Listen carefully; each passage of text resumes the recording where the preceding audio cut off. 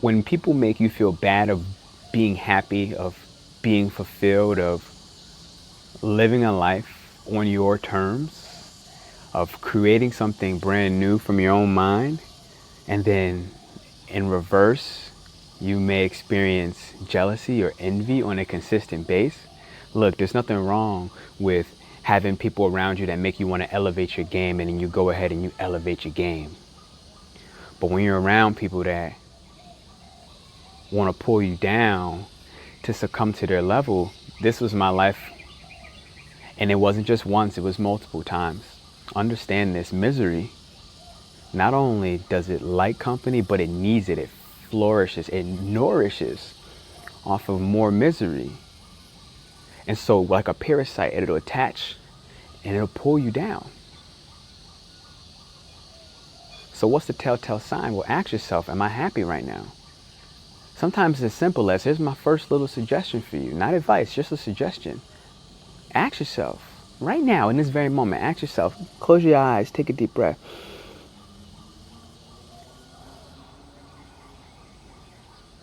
And take another one. And on that next inhale, I want you to ask this question. Keep your eyes closed if you trust yourself. I want you to ask this question, just listen to my voice. What's my mental, emotional state right now? What's my mental, emotional state to what's bothering me the most, to what's keeping me distracted? And once you ask that question in a blank space, don't allow your thoughts to avert. Don't allow them to start telling this story over and over. Cut the story. Divorce the agreement that you created. And when you're ready, you can go ahead and exhale and you can open your eyes.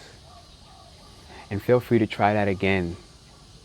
When you take that deep inhale, ask yourself, what's my mental, emotional state right now? To what's bothering me, to what's keeping me distracted, to this ongoing story in my head. And then there's two things right now that are going to really take you from a place of just being pulled down by misery, by envy, by jealousy, to just being yourself and living a more fulfilled, more free, and more ecstatic on a day-to-day, to feel like you're flying again instead of crashing and burning. Listen. Stop taking things so personally, number one. And stop making assumptions, number two. To make that easier, think about when people are assuming something about you. How much does it irritate you? I know for myself, I'm irritated. But yet and still, I would go ahead and make assumptions of the next. Take the mask off. Stop playing the role. Stop playing as this actor. And remember who you are. So don't make assumptions, especially as a hypocrite when you're making assumptions of the next person. And number two, stop taking things so personally. Listen, if someone told you something, if they made you a promise, if they told you how they felt, never forget this. And this is why we don't take things personally. You as a human being have the right to change your mind. At any given moment, you as a human being have the right, innate, God-given, from birth, at any point, to change your mind. And I made the decision for myself to change my mind, to remember who I am, and to be that person unapologetically. Because I was pleasing too many people. I was more focused on avoiding discord and using discernment. And when I say discord, I mean to not allow disagreements to occur and to just focus on just harmony. But focusing on harmony and keeping a harmonious balance doesn't mean that you need to disrespect yourself. Doesn't mean that you need to put yourself on the back burner. And that was me for a very long time. I kept putting myself on the back burner and I put everybody else first. I'm breaking the agreement. I want to marry a new story. I want to marry my story. I want to marry who I am down to the core. And I want to take off the mask. And just like that, you can take off the mask. You don't have to let misery and despair and envy and jealousy of the people you're around to go ahead and break your harmony, to break your peace. Use discernment, use good judgment, and ask yourself the question, how can I personally detach from this and look at the situation objectively?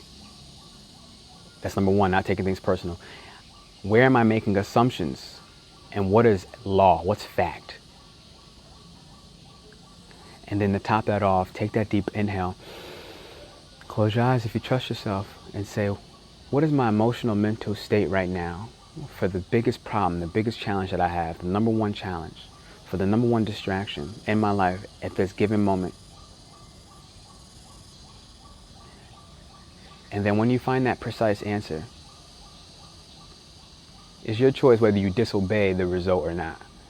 But I encourage you to not try to avert your thoughts, not try to say, oh no, I don't want to have that thought, but to allow the thought to come, to allow it to process, to accept whatever the answer is, to not view this as a negative or positive, but to view it as this just is.